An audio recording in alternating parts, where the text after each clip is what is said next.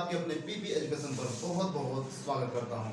तो चलिए दोस्तों, एक बार फिर से मैं आपके बीच उपस्थित हूं। जैसा कि आपने इससे पहले वाले क्लास में वर्णमाला के अंतर्गत आपने स्वर को पढ़ा था, यस या नो, स्वर को पढ़ा था, वो हमने कंप्लीट कर दिया है।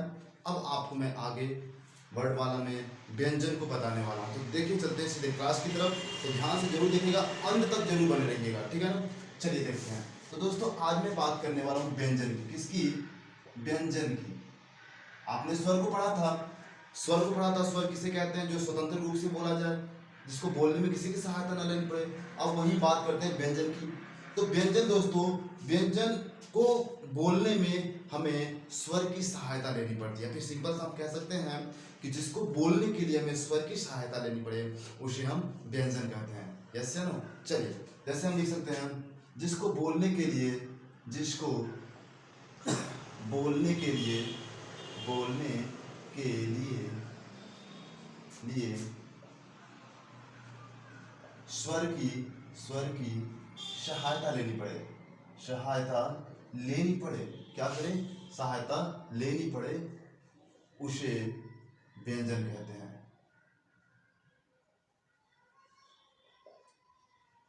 ठीक है।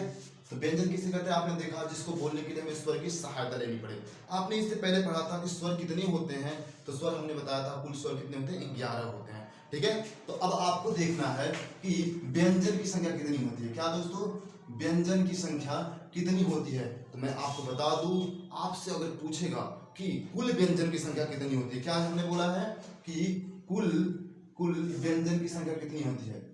कुल व्यंजन की संख्या कितनी होती है? कितनी होती है? तो आपके कितने हो जाएंगे दोस्तों? कुल व्यंजन हमारे होते हैं 41। कितने होते हैं? 41 होते हैं। ठीक है ना। हम आपको बताएंगे कौन कौन से वो व्यंजन होते हैं, 41। ठीक है ना। और यही बात किया जाए आपसे कि मूल व्यंजन, क्या चीज? मूल व्यंजन। मूल व्यंजन अगर पूछे आपसे, मूल व्यंजन की संख्या कितनी होती है, मूल व्यंजन की संख्या कितनी होती है, तो कितनी होती है? तो आपकी कितनी होती है? 33 होती है। ठीक है ना। देखिए, यहाँ पे क्वेश्चन आप दो तरह से पूछ सकते हैं, या फिर डायरेक्ट अगर आपसे पूछे कुल व्यंजन कितने होते हैं, तो आप लगाएगा 41। अगर आपसे पूछे मूल व्यंजनों की संख्या कितनी होती है, तो 33 होती है। वहाँ पे कुछ ऐसे व्यंजन हैं जिनको नहीं लिया जाता है। जैसे हम बता दें आपको, यहाँ पे संयुक्त व्यंजन हो गए, द्विगुण व्यंजन हो गए और आगत व्यंजन हो गए, इनको यहाँ पे नहीं लिया जाता है। ठीक है। चलते हैं, एक एक करके बताते हैं उन सभी व्यंजन को जो इसमें इंक्लूड है। ठीक है ना। तो आई होप आप इतना समझ गए होंगे। अब चलते हैं आगे, एक एक को देखते हैं। ठीक है।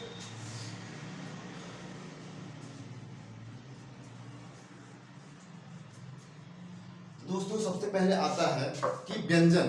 व्यंजन कौन कौन व्यंजन होते हैं? तो सबसे पहले हम देखते हैं जो व्यंजन आपके होते हैं। पहला होता है आपका स्पर्श व्यंजन। क्या होता है? स्पर्श व्यंजन। कौन होता है? स्पर्श व्यंजन होता है। ठीक है ना।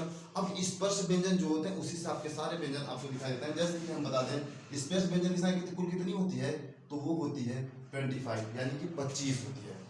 25 कुल क्या है? स्पर्श व्यंजन की संख्या। वो कौन कौन है? देखिए, आपको बता देते हैं। क, ठीक है, क,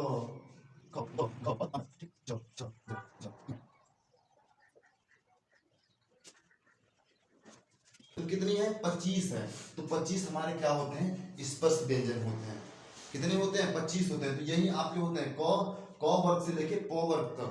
ठीक है। ये सब क्या है? हमारे स्पर्श व्यंजन की संख्या है। सब में, हर एक वर्ग में 5 आते हैं। ठीक है ना। कुल मिला के आपके कुल 25 होते हैं। तो ये स्पर्श व्यंजन हो गए। अब हमें बात करना, कुल व्यंजन हमारे 41 होते हैं। तो चलिए एक एक करके देखते हैं। तो अब देखिए, ये तो हमारे हो गए कौन से व्यंजन? स्पर्श व्यंजन हो गए, जैसा कि हमने यहाँ पे लिखा है। अब दूसरा आता है, सेकंड आता है अंतस्थ व्यंजन।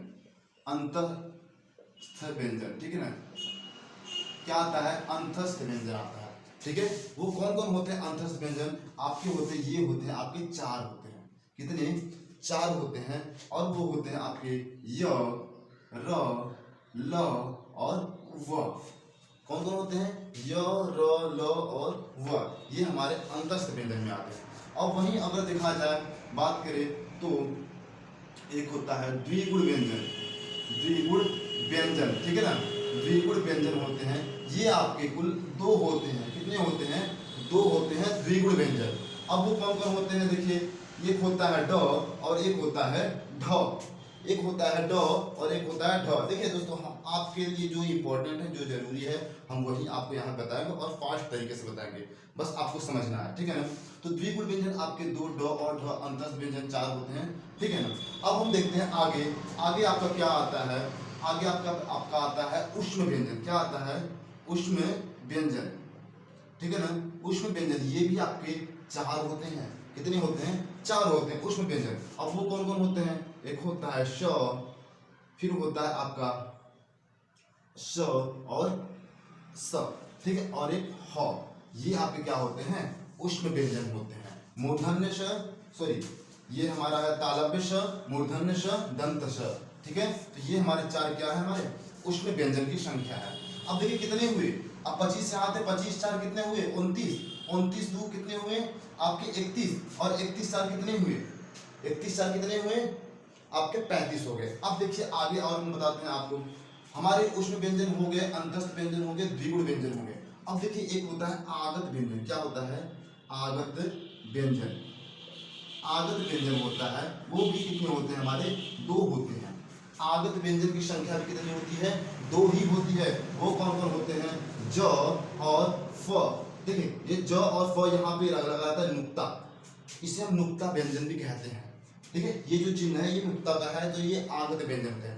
जैसा कि आपने स्वर में पढ़ा था ना, आगत स्वर आ आता है ना, डॉक्टर में जो लगता है, वही आपका यहाँ पे आगत व्यंजन में लगता है, ज और फ।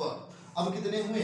अब कितने हुए दोस्तों? देख लीजिए, 2 यहाँ पे, 4 2 6, 6 2 8, 8 6 12, ठीक है ना। अभी आपके कितने हुए? आपके कुल मिला के आपका 37 हुए, 37 हुए ना। अब देखिए, अब नेक्स्ट आपका आता है संयुक्त व्यंजन। क्या आता है? संयुक्त व्यंजन। संयुक्त व्यंजन, अब संयुक्त व्यंजन जैसा कि आपको पता है कौन कौन होते हैं, तो संयुक्त व्यंजन आपके होते हैं, चलिए हम आपको ऊपर बताते हैं कि संयुक्त व्यंजन कौन कौन होते हैं, ठीक है ना। नेक्स्ट है आपका संयुक्त व्यंजन। संयुक्त व्यंजन वो होते हैं आपके, ये भी कितने होते हैं? 4 होते हैं। कितने होते हैं? 4 ये भी होते हैं। और कौन कौन होते हैं? देखिए, छ, त्र, ज्ञ और स्र, ठीक है। ये आपके 4 क्या होते हैं? संयुक्त व्यंजन होते हैं, ठीक है। अब आप इन सबको मिला के देखिए, कुल हमारे कितने होंगे? 41 व्यंजन होंगे, ठीक है। चलिए अब देख लेते हैं, 25 तो हमारे क्या हो गए? हमारे 25 तो स्पर्श व्यंजन की संख्या हो गई, ठीक है। 25 स्पर्श व्यंजन की संख्या हो गई। 25 4 कितने होते हैं? 29। अंतस्थ व्यंजन 4 हो गए, 29 हो गया। फिर 2 द्विगुण व्यंजन, ठीक है, 29 2 31 हो गया। और 31 के बाद उष्ण व्यंजन 4 हो गए। 31 4 कितना हुआ? 35 हुआ, ठीक है ना, 35 हो गए। अब जस्ट यहाँ पे 2 और क्या है? आगत व्यंजन 2 कितने हुए? 35 2 37, और 37 यहाँ पे 4 और संयुक्त व्यंजन, तो 37 4 41। तो 41 कुल हमारे क्या है? 41 हमारे कुल क्या है? व्यंजन की संख्या, ठीक है ना। 41 कुल हमारे क्या है? व्यंजन की संख्या। आई होप आप ये चीज समझे होंगे कि व्यंजन कुल कितने व्यंजन होते हैं और कौन कौन को व्यंजन को मिला के कुल व्यंजन बनते हैं, ठीक है ना।